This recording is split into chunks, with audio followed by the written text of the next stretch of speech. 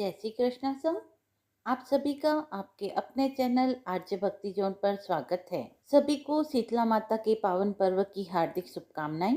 आइए जानते हैं शीतलाष्टमी का महत्व व उसकी कथा।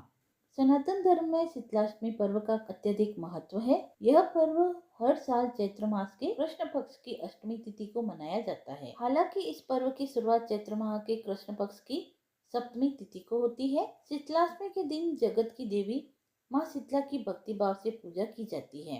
साथ ही उनके निमित्त व्रत रखा जाता है। धार्मिक मत है कि माँ शीतला की पूजा करने से साधक को आरोग्य का वरदान मिलता है। साथ ही सभी प्रकार के शारीरिक एवं मानसिक कष्टों से मुक्ति मिलती है। शीतलाष्टमी के दिन बासी खाना खाने की परंपरा है, जिसे बसोड़ा या बसियोरा भी कहते हैं। यह दिन ठंड के समाप्त होने का प्रतीक है। कहा जाता है कि इस दिन शीतला माता बासी खाने का भोग लगाना चाहिए और खुद भी बासी खाना प्रसाद के रूप में खाना चाहिए। ऐसे में एक दिन पहले पवित्रता का ध्यान रखते हुए खाना बनाया जाता है और व्रत वाले दिन देवी को यह खाना अर्पित किया जाता है व स्वयं भी खाया जाता है। ऐसा करने से माता रानी प्रसन्न होती है व निरोगी काया का आशीर्वाद देती है। आइए अब सुनते हैं शीतलाष्टमी की कथा। शीतलाष्टमी की पहली कथा। पौराणिक मान्यताओं के अनुसार माता शीतला की उत्पत्ति भगवान ब्रह्मा जी से हुई थी। ब्रह्मा जी ने माता शीतला को धरती पर पूजे जाने के लिए भेजा था। देवलोक से धरती पर माँ शीतला अपने साथ भगवान शिव के पसीने से बने ज्वरासुर को अपना साथी मानकर लाई। तब उनके पास दाल के दाने भी थे। उस समय के राजा विराट ने माता शीतला को अपने राज्य में रहने के लिए कोई स्थान नहीं दिया, तो माता शीतला क्रोधित हो गई। उसी क्रोध की ज्वाला से राजा की प्रजा के शरीर पर लाल लाल दाने निकल आए और लोग उस गर्मी से संतप्त हो गए। राजा को अपनी गलती का एहसास होने लगा। जब उसे अपनी गलती का एहसास हुआ तो उन्होंने माँ शीतला से क्षमा मांगकर उन्हें उचित स्थान प्रदान किया। लोगों ने माता शीतला के क्रोध को शांत करने के लिए ठंडा दूध व कच्ची लस्सी उन पर चढ़ाई और माता को शांत किया। तब से हर साल शीतलाष्टमी पर लोग माँ का आशीर्वाद पाने के लिए ठंडे बासी भोजन का प्रसाद माँ को चढ़ाने लगे और व्रत करने लगे। तब से माँ देवी को ठंडे पकवानों का भोग लगना प्रारंभ हो गया। स्कंद पुराण के अनुसार देवी शीतला का रूप अनूठा है। देवी शीतला का वाहन गदा है। देवी शीतला अपने हाथ के कलश में शीतल पेय, दाल के दाने और रोगाणुनाशक जल रखती है और दूसरे हाथ में झाड़ू और नीम के पत्ते रखती है। 64 रोगों के देवता, गेंटुकम त्वचा रोग के देवता, हैजे की देवी और ज्वरासुर ज्वर का दैत्य इनके साथी होते हैं। स्कंद पुराण के अनुसार देवी शीतला का पूजा स्त्रोत शीतलाष्टक की रचना स्वयं भगवान शिव ने की थी। पहली कथा समाप्त हुई। अब सुनते हैं दूसरी कथा। एक गांव में एक स्त्री रहती थी जो शीतलाष्टमी की पूजा किया करती थी। वह ठंडा भोजन करती थी। एक बार गांव में आग लग गई। उसका घर छोड़कर बाकी सबके घर जल गए। गांव के सब लोगों ने उससे इस चमत्कार का रहस्य पूछा। उसने कहा कि मैं बासोड़े के दिन ठंडा भोजन लेती हूँ और शीतला माता का पूजन करती हूँ। आप लोग यह कार्य तो करते नहीं है, इससे मेरा घर नहीं जला और आप सबके घर जल गए। तब से बासुड़े के दिन सारे गांव में शीतला माता का पूजन आरंभ हो गया। माना जाता है कि शीतला माता भगवती दुर्गा का ही स्वरूप है।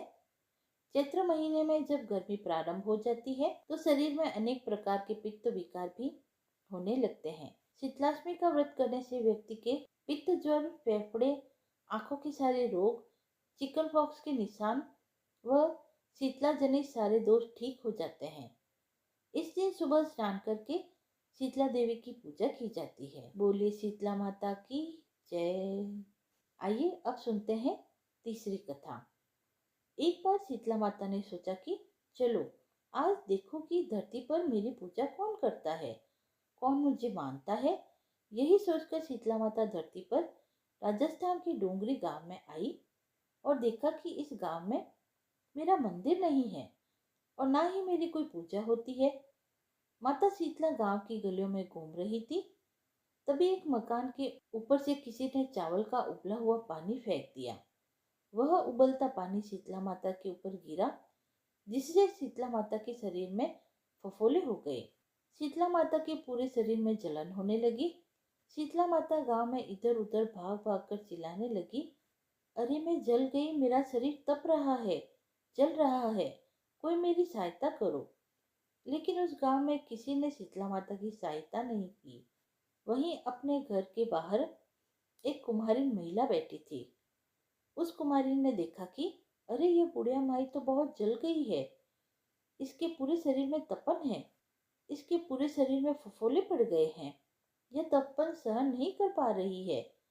तब उस कुम्हारिन ने कहा, हे माँ, तू यहाँ आकर बैठ जा, मैं तेरे शरीर के ऊपर ठंडा पानी डालती हूँ। कुम्हारिन ने उस बूढ़ी माँ पर खूब ठंडा पानी डाला और बोली, हे माँ, मेरे घर में रात की बनी हुई राबड़ी रखी है, थोड़ा दही भी है, तू दही राबड़ी खा ले। जब बूढ़ी माँ ने ठंडी ज्वार के आटे की रबड़ी और दही खाया तो उसके शरीर को ठंडक मिली। तब उस कुमारी ने कहा, आ माँ बैठ जा, मैं तेरे सिर के बाल बहुत बिखरे हुए हैं, मैं तेरी चोटी गूंथ देती हूँ। और कुमारी माई की चोटी गूंथते हुए कंघी बालों में करती रही। अचानक कुम्हारन की नजर उस बूढ़ी माई के सिर के नीचे पड़ी तो कुम्हारी ने देखा कि एक आंख बालों के अंदर छुपी है। यह देखकर वह कुम्हारन डर के मारे घबरा कर भागने लगी। तभी उस बूढ़ी माई ने कहा, रुक जा बेटी, तू डर मत, मैं कोई भूत प्रेत नहीं हूँ, मैं शीतला देवी हूँ। मैं तो इस धरती पर देखने आई थी कि मुझे कौन मानता है, कौन मेरी पूजा करता है। इतना कहकर माता चार भुजा वाली, हीरे जवाहरात के आभूषण पहने, सिर पर मुकुट धारण किए अपने असली रूप में प्रकट हो गई। माता के दर्शन कर कुम्हारन सोचने लगी कि अब मैं गरीब इन माता को कहाँ बिठाऊं। तब माता बोली, हे बेटी, तुम किस सोच में पड़ गई हो। तब उस कुम्हारन ने हाथ जोड़कर आंखों में आंसू बहते हुए कहा, हे माँ, मेरे घर में तो चारों तरफ दरिद्रता बिखरी हुई है, मैं आपको कहाँ बिठाऊं। मेरे घर में ना तो चौकी है, ना बैठने का आसन ही। तब शीतला माता प्रसन्न होकर उस कुम्हारन के घर पर खड़े हुए गधे पर बैठकर एक हाथ में झाड़ू, दूसरे हाथ में डलिया लेकर उस कुम्हारिन के घर की दरिद्रता को झाड़कर डलिये में भरकर फेंक दिया और उस कुम्हारिन से कहा, हे बेटी, मैं तेरी सच्ची भक्ति से प्रसन्न हूँ, अब तुझे जो भी चाहिए उसे वरदान मांग लो। तब कुम्हारिन ने हाथ जोड़कर कहा, हे माता, मेरी इच्छा है अब आप इसी डोंगरी गांव में स्थापित होकर यही निवास करें और जिस प्रकार आपने मेरे घर की दरिद्रता को अपनी झाड़ू से साफ कर दिया, ऐसे ही आपको जो भी भक्त होली के बाद की सप्तमी को भक्ति भाव से पूजन कर अष्टमी के दिन आपको ठंडा जल, दही और बासी ठंडा भोजन चढ़ाए, उसके घर की दरिद्रता को आप दूर कर दें एवं आपकी पूजा करने वाली महिला का सुहाग अखंड रहे, उसकी गोद हमेशा भरी रहे। साथ ही जो पुरुष शीतलाष्टमी को नाई के यहाँ बाल न कटवाए, धोबी को कपड़े धुलने न दे और पुरुष भी आप पर ठंडा जल चढ़ाकर, नारियल पुष्प चढ़ाकर परिवार सहित ठंडा बासी भोजन करे, उसके काम धंधे व्यापार में कभी दरिद्रता न आए। तब माता बोली, तथास्तु, हे बेटी, जो तूने वरदान मांगे हैं मैं सब देती हूँ। हे बेटी, तुझे आशीर्वाद देती हूँ कि मेरी पूजा का मुख्य अधिकार इस धरती पर सिर्फ कुमार जाति को ही होगा। तभी उसी दिन से डूंगरी गांव में शीतला माता स्थापित हो गई और उस गांव का नाम सील डूंगरी हो गया। सील की डूंगरी भारत का एकमात्र मुख्य मंदिर है। शीतला सप्तमी के दिन यहाँ बहुत ही विशाल मेला लगता है।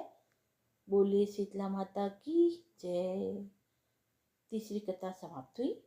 आइए अब सुनते हैं शीतला माता की चौथी कथा। एक गांव में ब्राह्मण दंपति रहता था।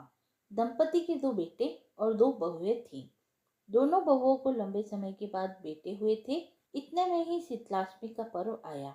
घर में पर्व के अनुसार ठंडा भोजन तैयार किया गया। दोनों बहुओं के मन में विचार आया कि यदि हम ठंडा भोजन करेंगी तो बीमार हो जाएंगी और बेटे अभी छोटे हैं। इस कुविचार के कारण दोनों बहुओं ने तो पशुओं के दाने तैयार करने के बर्तन में गुपचुप 2 बाटी तैयार कर ली। सास बहू शीतला माता की पूजा करने आई। शीतला माता की कथा सुनी। बाद में सास तो शीतला माता के भजन करने के लिए वहीं बैठ गई। दोनों बहुएं बच्चे रोने का बहाना कर घर आ गई। दाने के बर्तन में गर्मा गर्म रोटला निकालकर चूरमा किया और पेट भरकर खाना खा लिया।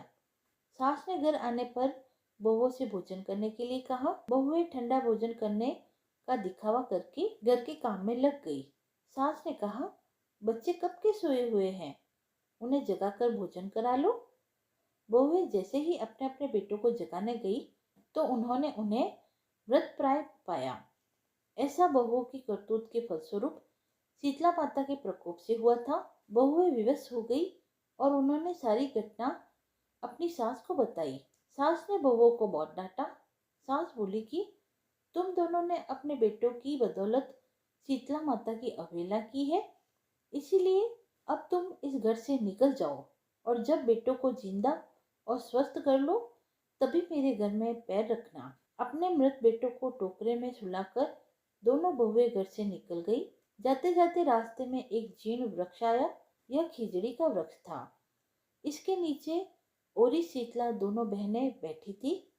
दोनों के बालों में विपुल प्राण में जूं थी। बहुओं ने थकान का अनुभव किया। दोनों बहुएं ओरी और शीतला के पास आकर बैठ गई। उन दोनों ने शीतला ओरी के बालों में खूब सारी जूं निकाली। जुओं का नाश होने से ओरी और शीतला ने अपने मस्तक में शीतलता का अनुभव किया। कहा, तुम दोनों ने हमारे मस्तक को शीतल ठंडा किया है, वैसे ही तुम्हें पेट की शांति मिले। दोनों बहुएं एक साथ बोली कि पेट का दिया हुआ ही लेकर हम मारी मारी भटक रही है, परंतु शीतला माता के दर्शन नहीं हुए। शीतला माता ने कहा कि तुम दोनों पापिन हो, दुष्ट हो, दुराचारिणी हो, तुम्हारा तो मुंह देखना भी योग्य नहीं है। शीतला सप्तमी के दिन ठंडा भोजन करने के बदले तुम दोनों ने गर्म भोजन कर लिया था। यह सुनते ही बहुओं ने शीतला माता को पहचान लिया। देरानी जेठानी ने दोनों माताओं का वंदन किया। गिड़गिड़ाते हुए कहा कि हम भी भोली भाली है, अनजाने में गर्म खाना खा लिया था। आपके प्रभाव को हम जानते न थे। आप हम दोनों को क्षमा करें और पुनः ऐसा दुष्कृत्य हम कभी नहीं करेंगे। इसके पश्चात उनके पश्चाताप भरे वचनों को सुनकर दोनों माताएं प्रसन्न हुई। शीतला माता ने मृतक बच्चों को जीवित कर दिया। बहुएं तब बच्चों को साथ लेकर आनंद पूर्वक पुनः अपने गांव में लौट आई। गांव के लोगों ने जाना कि दोनों बहुओं को शीतला माता के साक्षात दर्शन हुए हैं। दोनों का धूमधाम से स्वागत करके उनका गांव में प्रवेश करवाया गया। बहुओं ने कहा कि हम गांव में शीतला माता के मंदिर का निर्माण करवाएंगी। चैत्र महीने की शीतलाष्टमी के दिन केवल ठंडा खाना ही खाएंगी। शीतला माता ने बहुओं पर जैसी अपनी कृपा दृष्टि की, वैसी कृपा सब पर बनाए रखे। श्री शीतला माँ सदा हमें शांति, शीतलता तथा आरोग्य प्रदान करे। शीतले त्वं जगत माता, शीतले त्वं जगत पिता, शीतले त्वं जगतदात्री, शीतले नमो नमः। बोलो श्री शीतला माता की जय। पंथवारी माता की कहानी। एक बार पंथवारी माता, पाल और विनायक जी में झगड़ा हो गया। सब आपस में स्वयं को बड़ा बताने लगे। इतने में एक ब्राह्मण का लड़का आया तो पाल, पंथवारी और गजानन जी ने उसे रोककर कहा, लड़के रुक जा और हमारा न्याय कर। लड़का बोला, मैं कल वापस आऊंगा तब न्याय करूंगा। घर जाकर लड़के ने माँ से कहा, माँ मुझे कल पाल, पंथवारी माता और विनायक जी का न्याय चुकाना है। तो माँ ने कहा, बेटा सबको बड़ा बता देना। दूसरे दिन लड़का वहां गया और बोला, पाल माता आप बड़ी हो, क्योंकि हर व्यक्ति आता है और स्नान ध्यान करके शुद्ध होकर जाता है और आप सबकी रक्षा करती है। ये पंथवारी माता आप सबसे बड़ी हो, क्योंकि कितने भी तीर्थ धर्म ध्यान कर ले पर आपकी पूजा किए बिना उनका कार्य पूर्ण नहीं होता। आप जीवित को भी ताड़ती हैं और मरने के बाद भी उद्धार करती हैं। पंथवारी माता पथ की धरानी है, इसीलिए आप बड़ी हो। अब विनायक जी से लड़का बोला, सबसे पहले शुभ काम में आपको ही मनाया जाता है। आपको ध्याए बिना कोई कार्य सिद्ध नहीं होता, इसलिए आप बड़े हो। पाल माता, पंथवारी माता और विनायक जी लड़के की चतुराई से प्रसन्न हो गए और बोले, लड़के तुमने तो हम सबको ही बड़ा बना दिया, उसको सुखी रहने का आशीर्वाद दिया और जौ के दाने उसके अंगोछे में डाल दिए। लड़का सोचने लगा, ये तो घाटे का सौदा हो गया। सारा दिन खराब कर न्याय किया और इतने से जौ मिले। उदास मन से वह घर आकर अंगोछे को एक कोने में रख कर आराम करने लगा। तो माँ बोली, बेटा न्याय करके क्या लाया है? लड़का बोला, माँ कोने में जो जौ पड़े हैं वही लाया हूँ। माँ वहाँ गई तो देखा हीरे मोती का ढेर लगा है। हीरे मोती जगमगा रहे हैं। माँ अत्यधिक प्रसन्न हो गई। माँ ने बेटे को बुलाया और कहा, बेटा आज तो पाल माता, पंथवारी माता, विनायक जी भगवान हम पर प्रसन्न हुए हैं। माँ बेटे दोनों बहुत प्रसन्न हुए। हे भगवान, जैसा पाल माता, पंथवारी माता और विनायक जी भगवान लड़के पर प्रसन्न हुए, वैसे ही आप भी हम पर प्रसन्न होना और कहानी कहने वाले, सुनने वाले व हुक्कारा भरने वाले सभी को सुख, समृद्धि एवं धन धान्य प्रदान करना। कथा समाप्त हुई। यदि आपको वीडियो पसंद आया हो तो आप मेरे चैनल को लाइक, शेयर एंड सब्सक्राइब करें। धन्यवाद।